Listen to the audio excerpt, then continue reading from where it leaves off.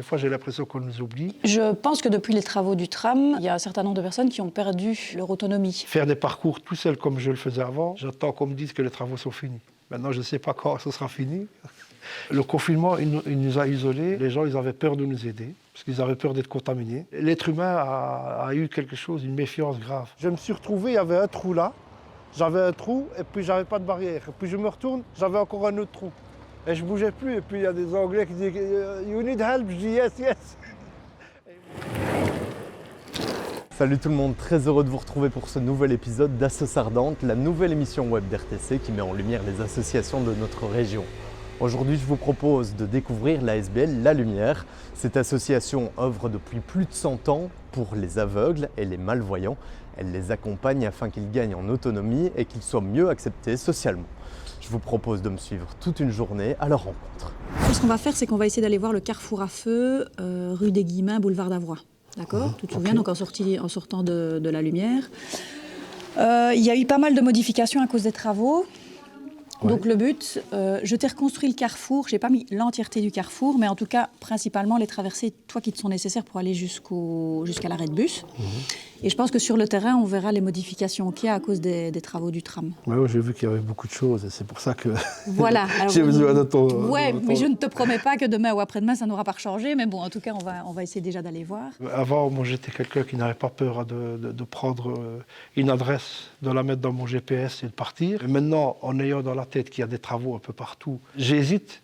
Soit je demande de l'aide, soit je demande à un ami ou quoi, mais faire des parcours tout seul comme je le faisais avant, j'attends qu'on me dise que les travaux sont finis.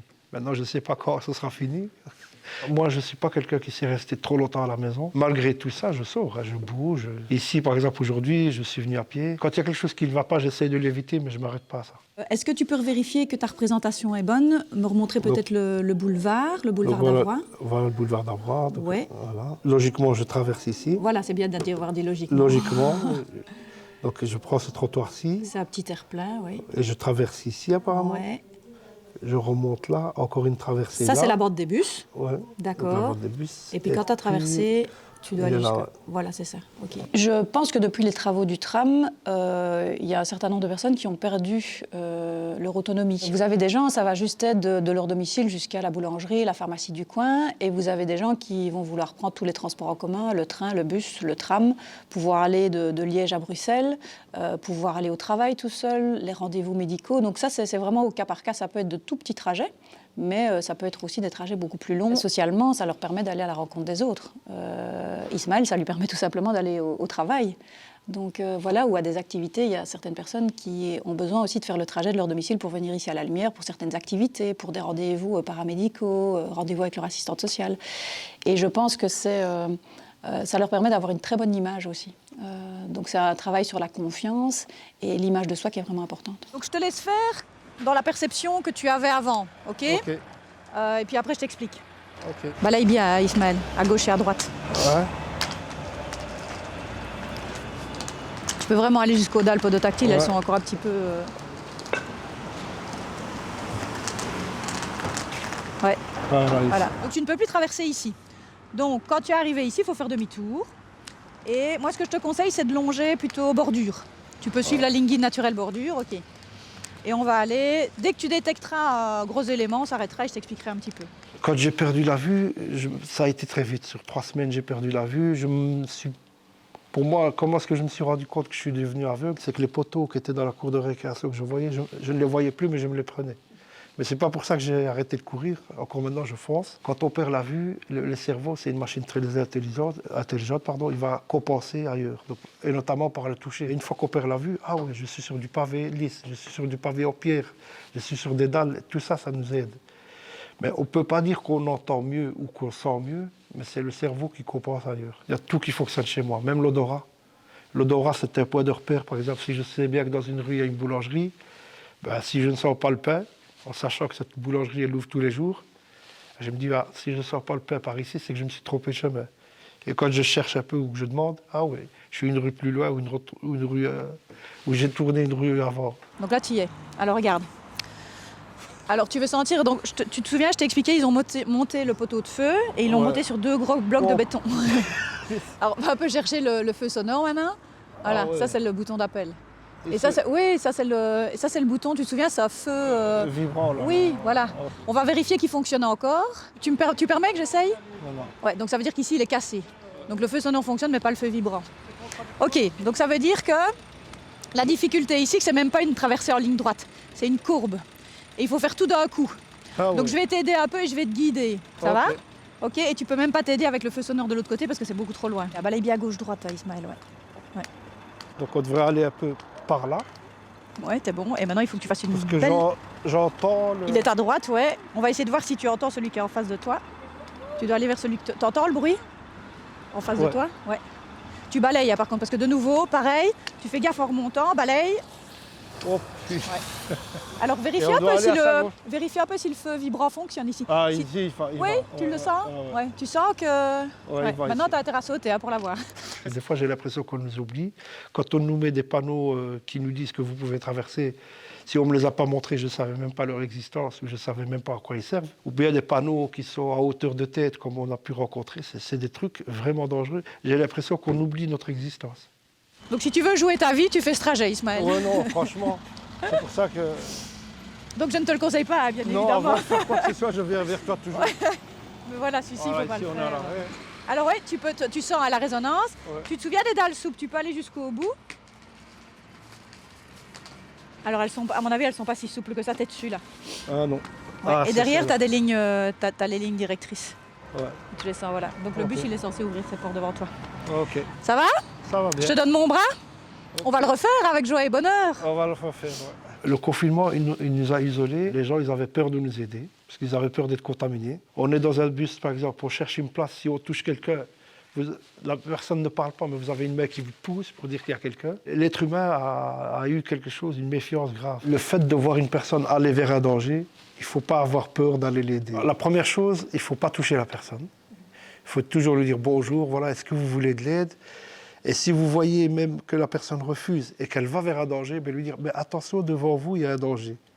Moi, quand j'entends ça, ben je m'arrête. Le fait de se rendre compte qu'il y a des Oui. difficultés pareilles, ben, on ne C'est va vrai. pas à l'aventure n'importe quand, n'importe comment. Ici, il n'y a pas de modification. La traversée de la rue des Guillemins, il n'y a pas de modification. Par Ok. contre, après, le but, normalement, c'est d'aller chercher la première traversée à gauche.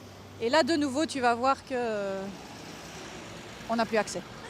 Donc, tu as traversé, voilà les Ah, débuts moi du je crois guide. qu'il fallait aller plus loin. Ben, en fait, non. Normalement, le passage, il était là. Ah, mais là, il y a une surprise. Voilà, ben, tu peux regarder ce que c'est. Au moins, cette fois-ci, ils ont mis une barrière nadar. Ah, Donc, c'était l'ancienne traversée, ça.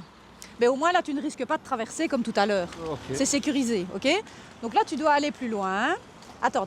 Je vérifie comment on peut faire parce que tu n'as plus de dalle podotactile. Donc, tu dois serrer gauche. Donc, tu fais allonger d'obstacles. Ouais, alors fais une petite pause ici. Je te montre un truc de nouveau. Ouais, mets ta main un peu plus haut. Ouais, Bon. voilà. Donc tu fais gaffe, voilà, ça va. Toi, t'es pas trop grand, tu passes. Ça va, je passe. Tu n'as pas. Directement après ce poteau-là, quart de tour gauche. Ah, voilà. Ok, donc voilà, et t'es la à hauteur de là. traversée, Sauf que, est-ce que la sonorisation, tu l'entends ou c'est pas? rien. Ouais. Justement, il y a le bus qui vient étouffer Ouais. tout. Un petit coup de main pour traverser, monsieur? Ouais. Attends, je te donne mon bras. Donc tu fais la demande d'aide ici, au Ouais, cas où, au cas où je Ouais, n'avais pas ouais. été assez clair. Ouais, Bon, non, il vaut mieux. J'ai appris avec Christelle ici les parcours. Ben, à la limite, je le faisais une fois ou deux avec Christelle, puis après c'était fini, ça devenait une... Je ne vais pas dire que ça devenait très facile, parce que nous, les non-voyants, chaque fois qu'on sort, c'est l'aventure, parce qu'il y a beaucoup de paramètres qui peuvent changer notre parcours, par exemple le jour des poubelles et des trucs comme ça. Mais quand je parle au niveau infrastructure, avant ça ne bougeait pas beaucoup, comme maintenant. Il n'y a pas plus tard qu'il y a un mois, dans le bas de la rue Saint-Gilles, c'était un dimanche matin, on avait enlevé les barrières, et je voulais aller boire un verre, mais c'est des touristes anglais qui m'ont sorti de la galère, parce que je me suis retrouvé, il y avait un trou là, j'avais un trou, et puis j'avais pas de barrière. Et puis je me retourne, j'avais encore un autre trou. Et je bougeais plus, et puis il y a des Anglais qui disent « You need help ?» Je dis « Yes, yes !» Et ils m'ont aidé, sincèrement. donc là, tu sens, voilà, avant il était positionné ici. Ah ouais. Et ici, par contre, de nouveau, tu n'as plus de barrière nadar. Donc voilà, donc ça c'était l'ancien passage, et tu n'as pas de barrière pour t'empêcher d'y aller. Ben, on va le faire en technique de guide, comme ça je vais te faire ressentir les choses. Tu peux balayer avec ta canne, comme ça en même temps je te montre et je te fais sentir. À ta gauche, c'est une route, sauf que donc, ils ont tracé une ligne jaune au sol et tu n'as plus de trottoir. Donc si tu me lâches, moi je suis sur la route Ah ouais, et toi tu es sur le trottoir. Donc tu n'as plus de différence de niveau entre la route et le trottoir. Ça m'aide beaucoup, moi. Voilà. C'est au cas par cas. Ismaël est quelqu'un de très efficace, qui a vraiment de très bonnes compétences. Donc j'ai envie de dire, Ismaël, on peut travailler un trajet 1 à 2 fois, il a une très bonne représentation mentale. Maintenant, vous avez des gens où il va falloir que je fasse 10 fois la séance pour que le trajet soit acquis. Donc, l'idéal, c'est de court-circuiter donc toutes les zones qui sont trop dangereuses. Maintenant, le problème qu'on a à l'heure actuelle, c'est que même en court-circuitant, on se retrouve sur d'autres travaux. Donc c'est compliqué de trouver des trajets annexes sécurisés et sécurisants. Je n'ai pas envie d'apprendre un parcours qui est susceptible de recharger. Donc à un moment donné, ça devient fatigant. On l'apprend 1 fois, 2 fois. Maintenant, les changements, c'est toutes les semaines. Ce n'est plus 6 mois, 1 an. C'est des fois, vous avez un sens qui est fonctionnel pendant 1 semaine, puis vous revenez la semaine prochaine, vous avez, comme on a rencontré aujourd'hui, des blocs ou des barrières. Moi, j'ai déjà eu des drôles de choses que, heureusement, moi, je ne m'arrête pas là-dessus. Je n'en fais pas une catastrophe, mais j'essaie d'éviter l'endroit. Madame Brasseur, bonjour. Dites-nous un peu, expliquez-nous ce que c'est la lumière. Alors La Lumière, c'est une association liégeoise qui existe depuis plus de 100 ans et qui s'occupe des personnes aveugles et malvoyantes. Elle les accompagne au quotidien pour leur permettre d'acquérir de l'autonomie, pour leur offrir l'inclusion sociale et le bien-être socio-culturel. Le type d'atelier artistique et créatif qu'on développe ici à La Lumière, ce sont des ateliers de poterie, de tissage, d'éveil artistique, d'éveil à la nature aussi, de partage. Donc on va se promener, on fait des découvertes dans la région. Et on fait aussi des ateliers sportifs. Donc on a un club de jogging, un club de marche, un club d'escalade, un club tandem. Donc l'objectif, c'est vraiment l'éveil artistique, l'épanouissement culturel et aussi physique et mental. Alors, les compétences que l'on développe ici avec nos experts, c'est notamment l'apprentissage du braille, qui est indispensable lorsqu'on ne voit pas, pour pouvoir avoir accès à la lecture, à l'écriture dans toute son entièreté, donc la grammaire, l'orthographe et le développement intellectuel. C'est l'apprentissage de la canne, de l'utilisation de la canne en rue, de l'utilisation de la canne à l'intérieur. On propose aussi du matériel adapté à toutes les malvoyances, donc on a des balances sonores, par exemple, des montres sonores, des réveils sonores. On a aussi des verres colorés. Ça, c'est spécifique à La Lumière. On développe des verres colorés vraiment en fonction des besoins des personnes. On a aussi des ergothérapeutes qui apprennent les gestes essentiels au quotidien aux personnes. Comment manger, comment faire une lessive, comment s'occuper de son enfant. Énormément de choses aussi autour des nouvelles technologies, puisqu'il y a beaucoup d'applications qui sortent sur le marché et qu'on peut utiliser pour faciliter la vie des personnes non-voyantes. On a aussi des assistantes sociales qui accompagnent dans les démarches administratives. 1500 personnes sont affiliées chez nous. On ne peut pas dire qu'ils viennent tous les jours, mais en tout cas, c'est le nombre d'affiliés chez nous qui sont susceptibles d'être accompagnés et auxquels on apporte toutes les solutions possibles. Alors la manière dont la crise nous impacte, c'est forcément que nos donateurs sont toujours fidèles, mais ils ne peuvent peut-être pas faire d'aussi gros dons qu'ils le faisaient avant. On a beaucoup de gens aussi qui veulent nous soutenir et qui nous donnent la chance d'être dans leur dernière volonté. Mais c'est vrai qu'on ne sait jamais maintenant quand on va pouvoir compter sur les testaments pour pouvoir avancer. Et donc, forcément, l'un dans l'autre, avec la crise qui joue, ça a été très compliqué l'année dernière. Ici, on a une 60aine au centre Sainte-Véronique. On a aussi une 60aine de travailleurs à Cointe qui s'occupent de l'entreprise de travail adapté. Et donc, c'est nous ici, à Sainte-Véronique, qui nous occupons quotidiennement du suivi des personnes aveugles et malvoyantes. Mais pendant le confinement, oui, c'était très très compliqué parce que les personnes n'osaient plus sortir de chez elles. Nous, on leur apprend à être autonomes, à sortir en ville selon des parcours bien spécifiques et tout avait changé. Donc quand ils rentraient dans un magasin, ils devaient mettre du gel hydroalcoolique, ils ne savaient pas où c'était, il fallait suivre des flèches au sol. Mais quand vous êtes non-voyant, vous ne pouvez pas suivre les flèches au sol.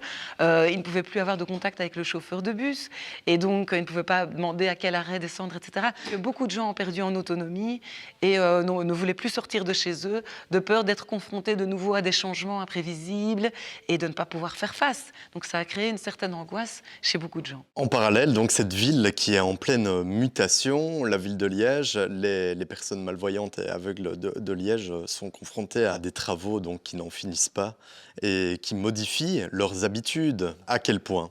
Ça modifie leurs habitudes, mais tous les jours. C'est complètement bouleversant parce que vous vous habituez à un certain parcours. Le lendemain, le parcours a changé, mais sans crier gare. Donc, c'est-à-dire que vous n'êtes pas prévenu, vous ne savez pas quel type d'échafaudage va se retrouver sur votre chemin, ou s'il va y avoir un trou, une plaque, quelque chose qui a changé, si vous allez devoir marcher sur la route. Et pour quelqu'un qui ne voit pas, c'est d'autant plus dangereux d'entendre les voitures qui les frôlent.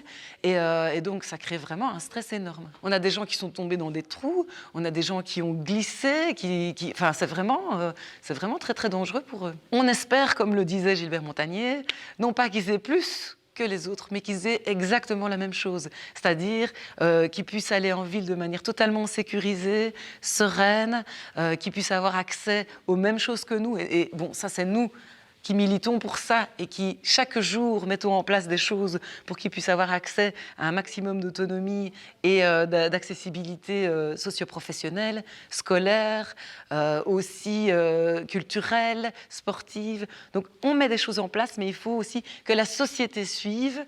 Et pour le moment, c'est ce qu'on fait aussi, c'est de la sensibilisation pour que les gens comprennent à quel point c'est important que tout le monde puisse être inclus de la même manière dans la société.